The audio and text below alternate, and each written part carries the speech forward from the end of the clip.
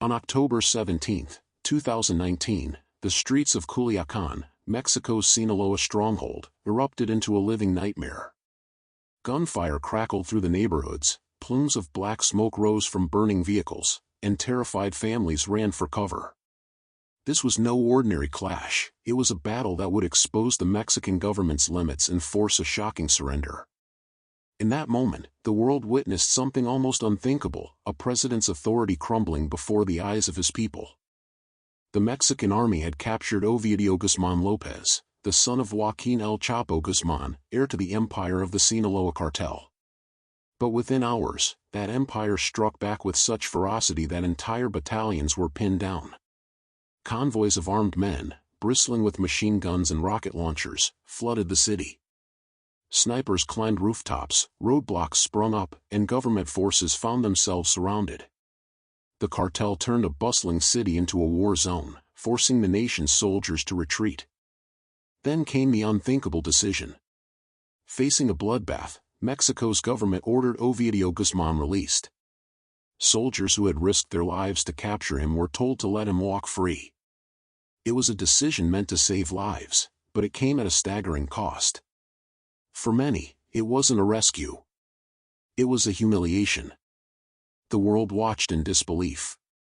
In the aftermath, commentators asked the same haunting question: how could a government, armed with tanks, soldiers, and helicopters, be forced to kneel by a cartel? How could the nation's highest authority appear powerless, its leader exposed in a moment of weakness for all to see? But this story is not only about that day. It is about a struggle decades in the making, a bloody chess match between Mexico's government and the world's most powerful drug cartel. A game where corruption, bribes, and betrayal blur the lines between law and crime. And a game where, time and again, the Sinaloa Cartel has shown that it can challenge the very state itself, and win. To understand how the Sinaloa Cartel humiliated Mexico's president, we must peel back the layers of power and fear. From whispered bribes in luxurious hotels to gun battles that resemble full-scale wars, from courtrooms in New York where cartel bosses spill secrets of political corruption, to rural villages where families live under the cartel's shadow, the story is as much about people as it is about power. We will journey into the moments the world saw on headlines, and the ones it didn't. We will walk the tense corridors of power where decisions are made in whispers, and step into the streets where ordinary citizens face the cartel's wrath. Every gunshot, every bribe, every desperate plea from the nation's leader builds toward a chilling reality: Mexico's highest office, humbled by the force of men with rifles. This isn't fiction. This isn't exaggeration. These events are documented in public reports, news archives, and eyewitness testimony. What unfolded in Culiacán, and what followed in the years after, was a rare moment when the mask of power slipped, and the world saw the brutal truth beneath. And yet, this humiliation was not a single event. It was part of a larger story, a struggle that began long before Culiacán, and one that would continue in fiery clashes, political scandals, and secret deals stretching all the way to the highest levels of government. The question is not only how the Sinaloa Cartel humiliated Mexico's president, but why it keeps happening, and what it means for a nation caught in the crossfire. This is the story of power, fear, and survival. The story of how the Sinaloa Cartel, through violence, wealth, and ruthless strategy, forced a president into submission, and revealed the fragile line between state authority and criminal empire. Stay with me, because what comes next will take us deeper into the heart of Mexico's most dangerous war, a war where the lines between victory and humiliation are blurred beyond recognition. This is not just a story of crime. This is the story of a cartel that became more powerful than fear itself, and a president whose power was tested in the eyes of the world. From the blood-stained streets of Culiacán to the courtrooms of New York, where cartel secrets shattered the image of untouchable power. From the whispered corridors of politics to the rural villages, where ordinary families live at the mercy of armed men. This is the true story of the humiliation of Mexico's highest office, and the rise of a cartel that defied the state itself. A story written not in speeches, but in bullets, betrayals, and fear. This is how the Sinaloa Cartel humiliated Mexico's president. You are watching True Crime Cartel Originals. Before we dive into today's story, I've got one small favor to ask. If you love deep, real stories like this, tap the like button, hit subscribe, and drop a comment below telling us which city you're watching from. It helps more than you know, and it allows us to keep bringing you stories no one else dares to tell. Now, let's get into the story. To understand how a president could be forced into submission, we must first understand the power of the enemy he faced. The Sinaloa Cartel, a name that echoes through every corner of the drug war, is not just a criminal group. It is an empire, a shadow government, and for decades, the invisible hand guiding Mexico's darkest chapters. Born in the mountains of northwestern Mexico, the cartel rose from small-time smugglers to become the world's most powerful drug trafficking organization. Cocaine from Colombia, heroin from poppy fields, methamphetamine labs hidden in forests, everything passed through Sinaloa's hands. And the money? Billions of dollars, enough to buy loyalty, silence, and sometimes, entire governments. At the helm of this empire was Joaquin Guzmán Lora, El Chapo. His legend is one of tunnels, escapes, and unimaginable wealth. Twice captured, twice escaped, and finally extradited to the United States, where his trial revealed the true depth of cartel influence. Courtroom witnesses spoke of million-dollar bribes to police, judges, and politicians.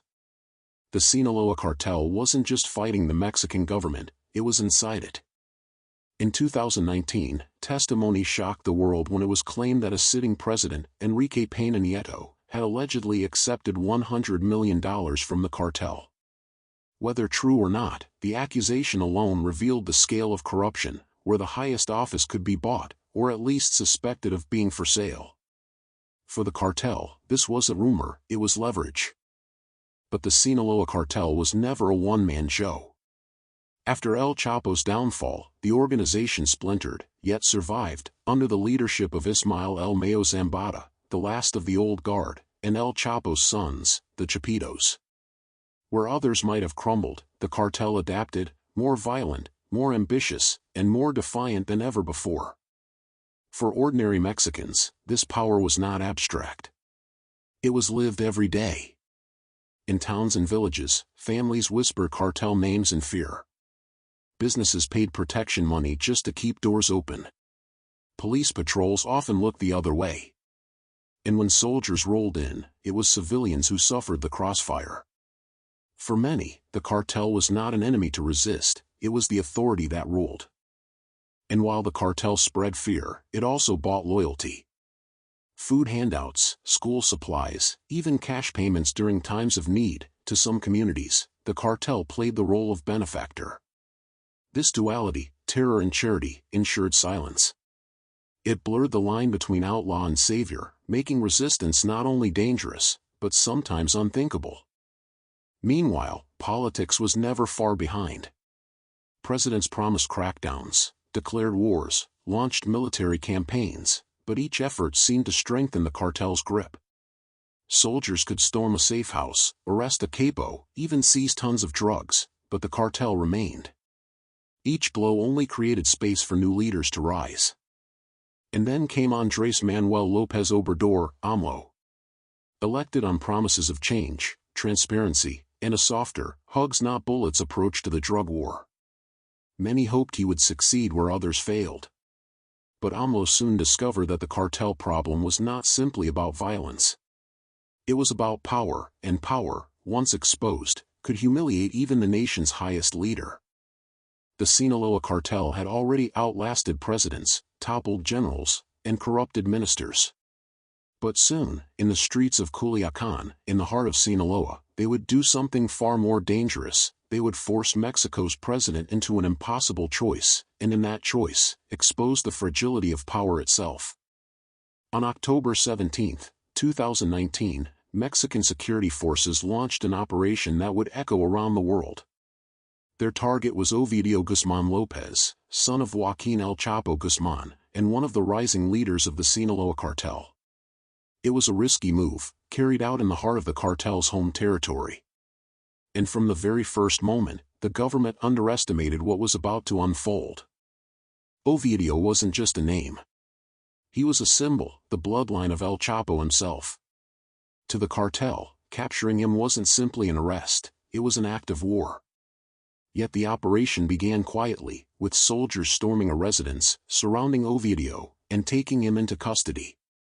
For a brief moment, the government believed it had won a victory. But victory, in Sinaloa, does not belong to the state. Within minutes, the response began. Convoys of armed men, bristling with machine guns mounted on trucks, surged into the city. They moved with precision, blocking highways, surrounding military bases, and cutting off escape routes. Culiacán, a bustling city of nearly 1 million, was transformed into a battlefield in less than an hour. As the battle raged, the cartel's strategy became chillingly clear: unleash overwhelming violence, and force the government to release Ovidio.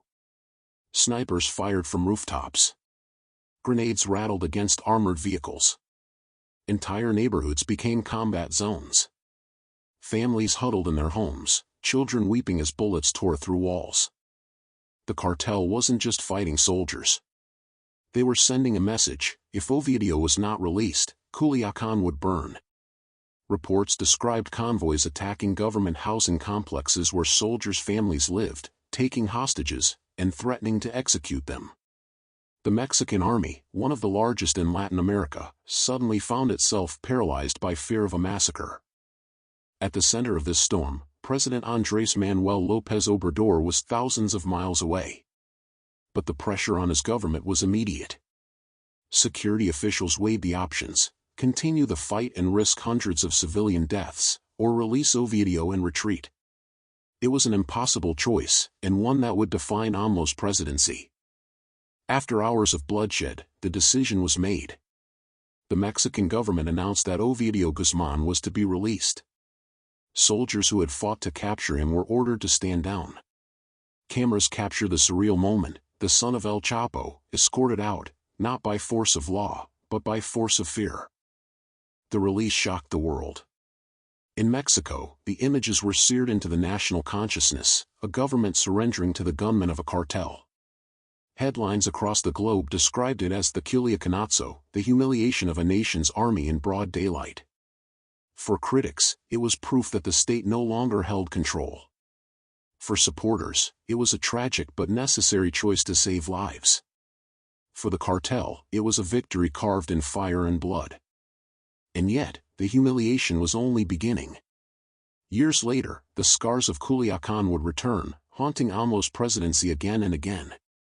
Every plea he made to the cartels, every arrest conducted with U.S. help, every eruption of violence in Sinaloa, was viewed through the shadow of that day.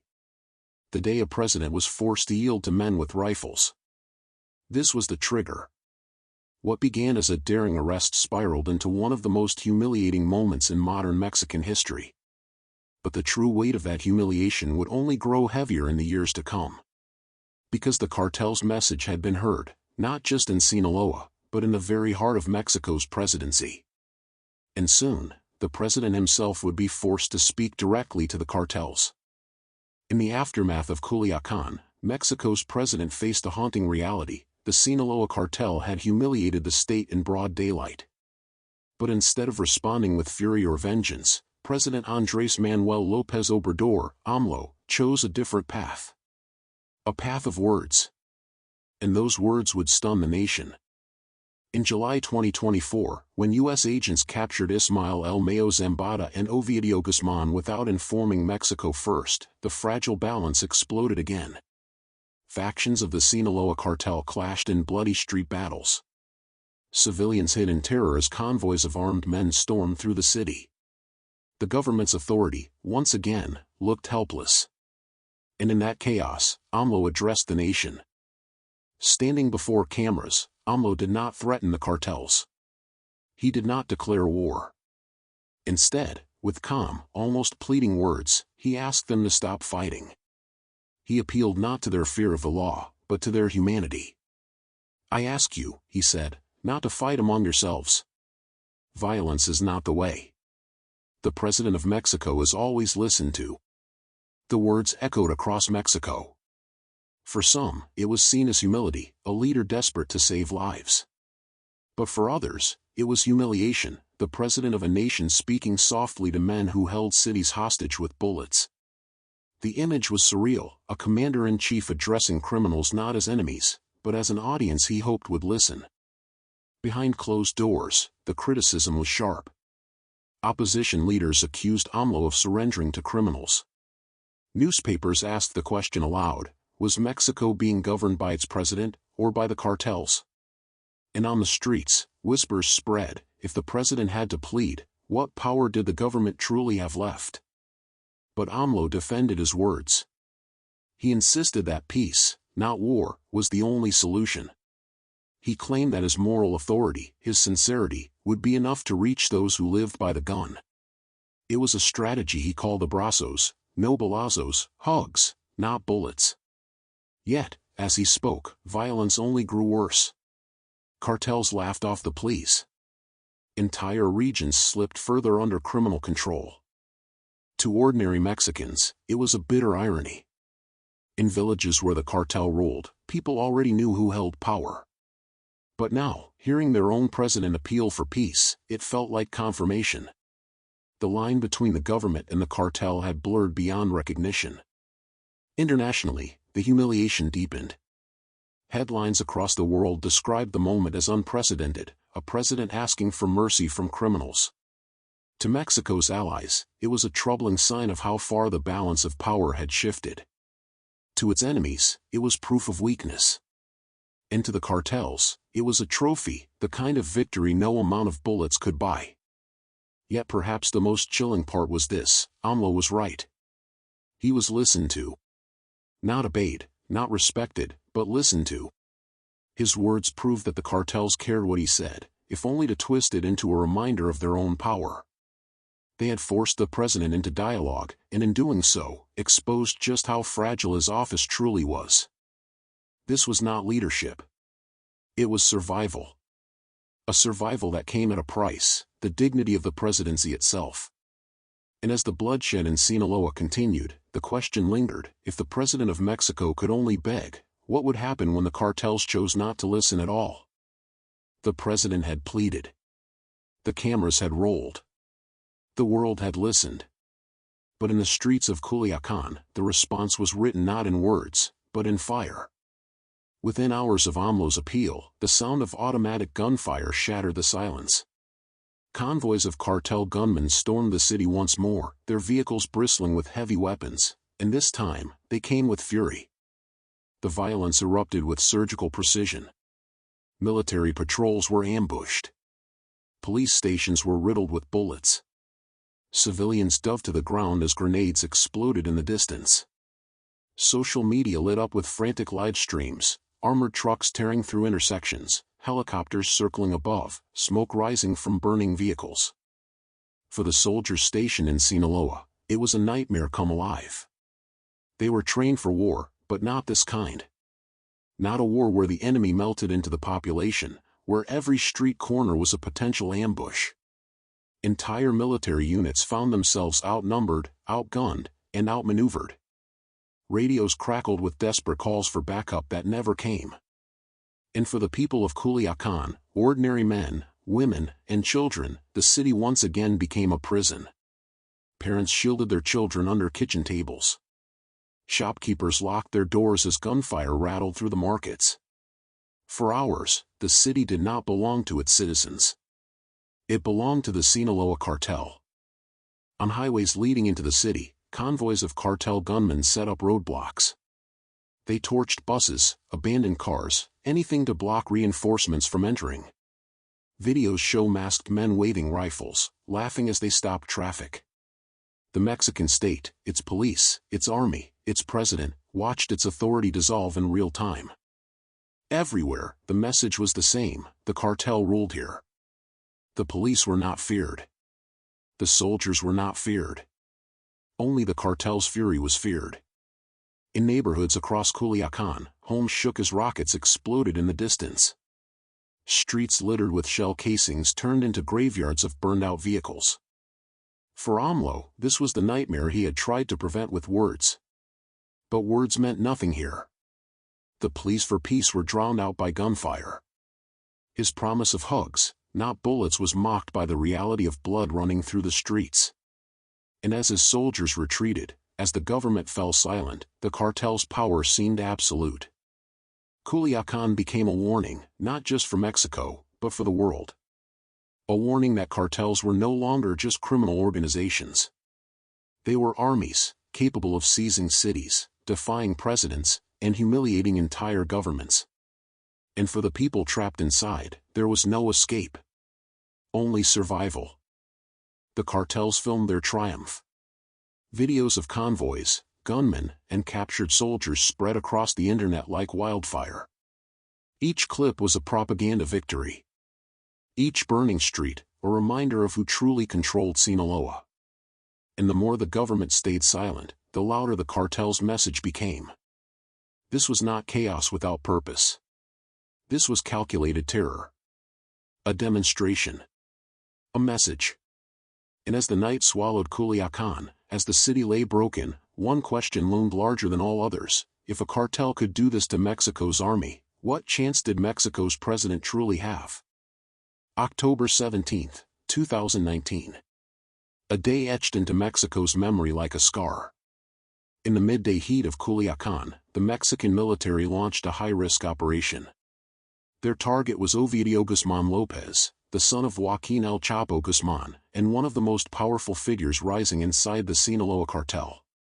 The plan was swift: surround the house, capture the heir, and show the world that Mexico's government still had teeth. For a brief moment, it worked. Ovidio was caught off guard, arrested inside his home, hands raised, soldiers surrounding him. The president's message was clear: no one, not even El Chapo's son, was untouchable. But the cartel's response was instant, and it came like a tidal wave. Within minutes, convoys of sicarios flooded the city. Pickup trucks bristling with mounted machine guns. Heavily armed men pouring into intersections. The battle for Culiacán had begun. Gunfire erupted across the city. Military patrols were ambushed in broad daylight. Helicopters circled above, but the streets belonged to the cartel. Entire blocks were cut off by burning vehicles. Ordinary citizens, men, women, children, ran for cover as bullets shattered windows and explosions echoed down avenues. Panic spread faster than the gunfire itself. The Mexican army found itself trapped in a nightmare. Cartel gunmen attacked not only soldiers, but their families. Reports came in of cartel units surrounding military housing, threatening wives and children if Ovidio was not released. The message was brutal and simple: keep him, and Mexico would bleed. Across Culiacán, chaos unfolded in real time. Social media was flooded with shaky phone videos, civilians filming burning buses, convoys of gunmen, and soldiers retreating under heavy fire. The world was watching Mexico's army retreat, minute by minute, broadcast on every screen. Inside military command, panic turned to desperation. Soldiers had Ovidio in custody. But they were outnumbered, outgunned, and surrounded on all sides. Commanders knew the truth: if they tried to hold him, the streets of Culiacán would drown in blood. The choice was agonizing: uphold the law, or save lives by surrendering to the cartel. Then came the order, one that would shock the nation. President López Obrador's administration authorized the release of Ovidio Guzmán. Soldiers opened the door, and the son of El Chapo walked free. Cameras captured his release. It was over in seconds, but the implications would haunt Mexico for decades. As word spread, the gunfire stopped. Cartel convoys pulled back, their mission complete. The people of Culiacán emerged cautiously from hiding, stepping into streets littered with shell casings and burned-out vehicles. Mexico's army had surrendered not just a man, but the illusion of control. News outlets across the globe carried the story: Mexico's government had been forced to its knees by a cartel. International headlines called it a humiliation, a disaster, a surrender. Critics declared it the day the state lost its sovereignty. Supporters argued it was the only way to prevent a massacre. But for millions of Mexicans, one truth was undeniable: the cartels had proven stronger than the state. The Battle of Culiacán, El Culiacanazo, became more than a battle. It became a symbol. A moment where soldiers laid down their weapons, where the president's will was bent, and where the world asked a haunting question: if Mexico could not hold one city, could it ever hold its future? And for AMLO, this humiliation was not just political. It was personal. His presidency had been scarred forever. When the smoke cleared over Culiacán, a question lingered like a shadow: how could the Sinaloa Cartel wield so much power, so quickly? The truth is, their dominance wasn't just about guns or money. It was about access, influence, friends in high places. For decades, the cartel had been less of an outsider and more of a silent partner in Mexico's corridors of power. At the center of this story is one man, Genaro Garcia Luna. Once celebrated as Mexico's top security chief, the man tasked with leading the war on drugs, Garcia Luna stood as the face of law enforcement. He was praised in Washington, photographed alongside U.S. presidents, and hailed as a hero. But behind the smiles and polished uniforms, he was hiding a secret. According to U.S. prosecutors, Garcia Luna wasn't just fighting cartels. He was working with them. For years, he allegedly accepted millions of dollars in bribes from the Sinaloa Cartel. Suitcases full of cash. Secret payments wired through shell companies. In return, Mexico's so-called drug war was a stage play, carefully choreographed to look fierce, while shielding the very criminals it was supposed to crush. In February 2023, Garcia Luna was convicted in a New York courtroom. Guilty of taking cartel bribes. Guilty of betrayal. His fall confirmed what millions of Mexicans had whispered for years: the system itself was infected. If the nation's top cop had been bought and sold, how deep did the rot go? This wasn't an isolated betrayal. Allegations of corruption have long followed Mexico's highest offices: politicians, generals, governors, even presidents accused of turning a blind eye, or worse, profiting from the trade.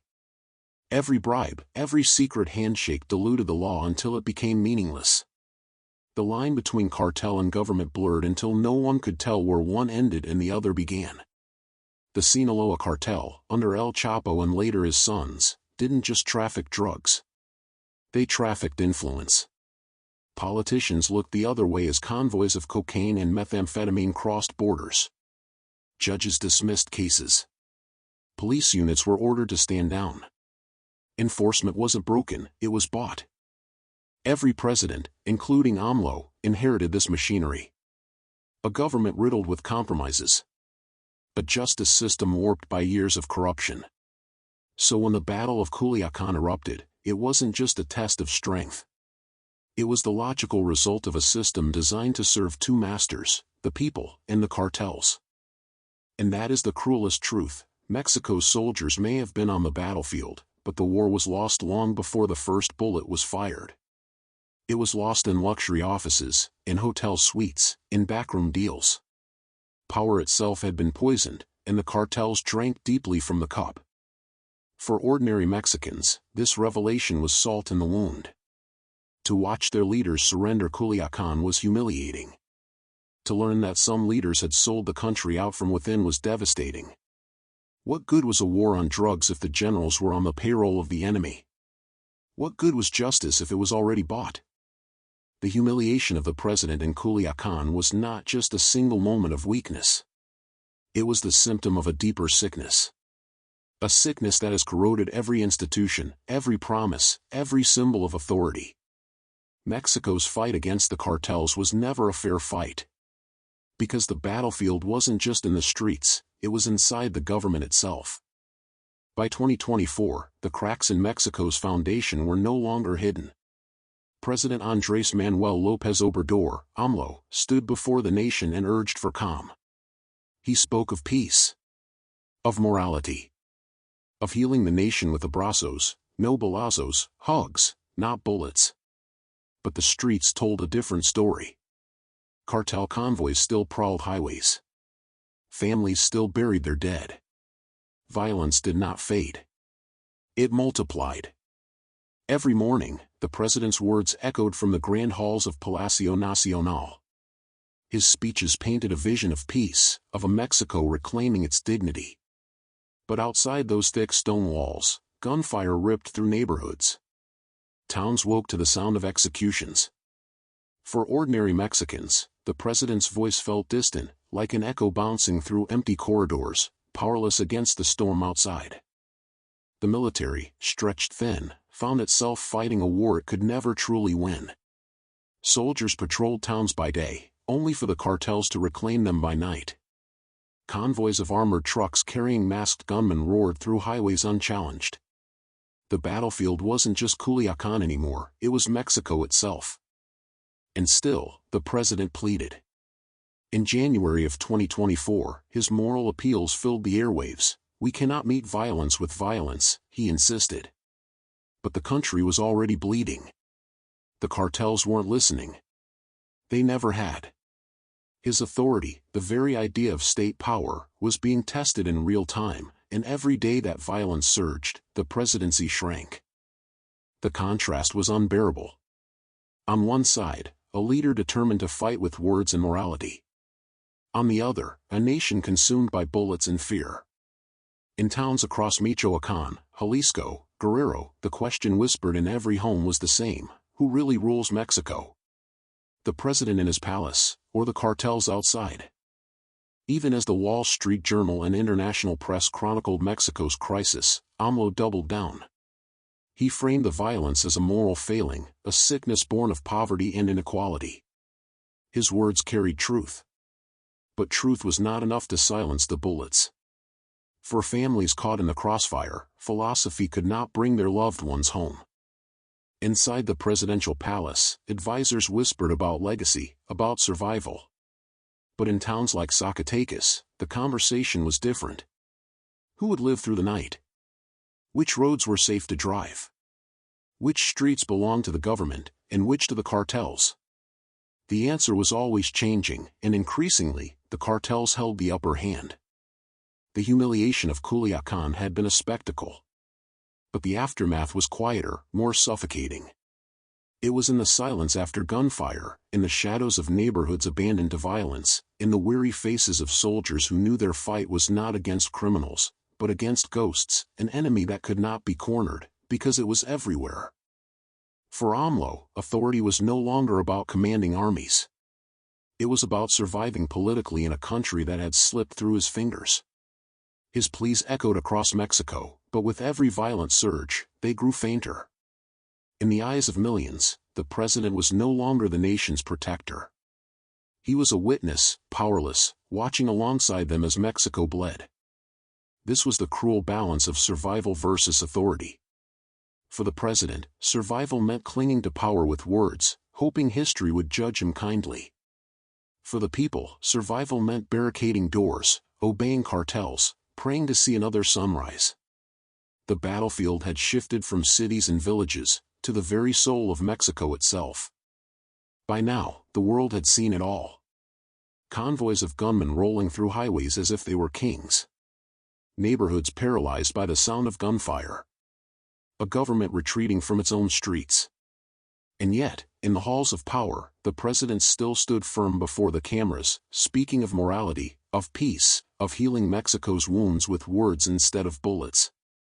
But outside, the cartels were listening, and laughing. Because the cartels no longer just controlled the battlefield. They controlled the narrative.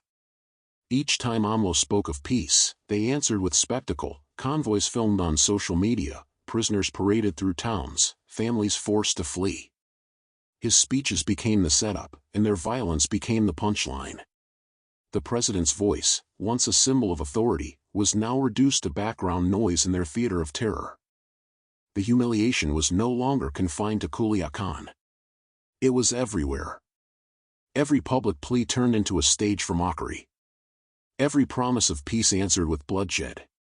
And in this deadly performance, the cartels dictated the rhythm, while the presidency, the once mighty throne of Mexico, was forced to dance to their tune. The question hung heavy in the air: was this surrender a strategy? Had AMLO calculated that moral appeals were the only way to survive, to outlast the storm without provoking an all-out war? Or was it something darker, an admission of defeat? A silent acknowledgement that the cartels had already won? To his defenders, AMLO was pragmatic, refusing to sacrifice lives in a war that could never be won. To his critics, he was a man who folded under pressure, a leader who allowed the throne of Mexico to be stripped bare in front of the world. Both may be true. Both may haunt Mexico for generations. And so, the true humiliation was not in the loss of a single battle. It was in the spectacle of a government forced to plead with shadows it could never control. The cartels did not just defeat an army, they defeated an idea. The idea that the Mexican presidency still held unshakable power. Each bullet fired in the streets was not just a crime. It was a declaration that the old rules no longer applied. That power belonged not to the palace, but to those who dared to seize it. And with every surrender, every retreat, the cartels rewrote the rules of Mexico in blood. The presidency itself, once a fortress of authority, had been transformed into a stage. Each speech, each press conference, each moral plea became part of the performance. The audience was the world. And the actors, the renegades, knew they had already stolen the script. This was Mexico's final twist, a humiliation deeper than any battle lost. For when a leader's voice cracks under the weight of bullets, when peace becomes spectacle, when authority is mocked openly in the streets, the throne itself becomes fragile. No longer untouchable. No longer sacred. When renegades rewrite the rules, sometimes the throne becomes just another stage. Mexico's story does not end here.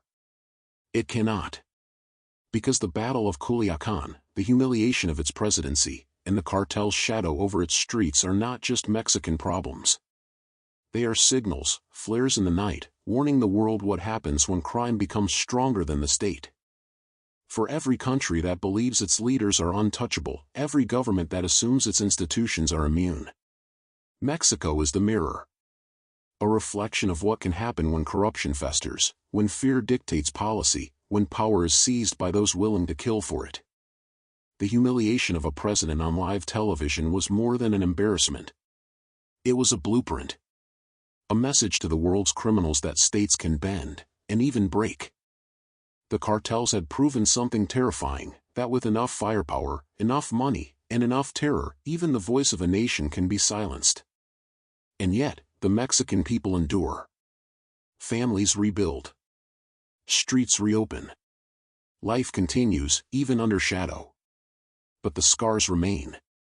And the question echoes louder than gunfire: how many more humiliations can a nation withstand before it breaks? History will remember this era not just for its bloodshed, but for its choices. Did Mexico's leaders surrender for survival? Or did they surrender because the state itself was no longer capable of fighting back? The humiliation was not just Mexico's. It was humanity's reminder. That democracy is fragile. That institutions can fall. That even a president, standing behind his podium, is just a man, and a man can be broken. This was not just the story of Mexico's president. This was the story of power itself, and how easily it can slip away when those sworn to protect it become outnumbered, outgunned, and outwitted. So tonight, as the lights dim on this story, the world should ask itself, what happens when the next government faces its own Culiacanazo? When the next president's voice cracks under the weight of gunfire? When the next nation learns too late that its throne is only a stage? Because when renegades rewrite the rules, the story never ends. It only waits for its next stage. Because when renegades rewrite the rules, the story never ends. It only waits for its next stage. If this story gripped you, if it left you with questions, anger, or chills, don't let it end here. Share your thoughts below, because your voice matters in keeping stories like this alive. And if you want more untold truths the world tries to hide, hit that like button, subscribe, and turn on the bell. Share this video, because the more people know, the harder it becomes for shadows to rule in silence.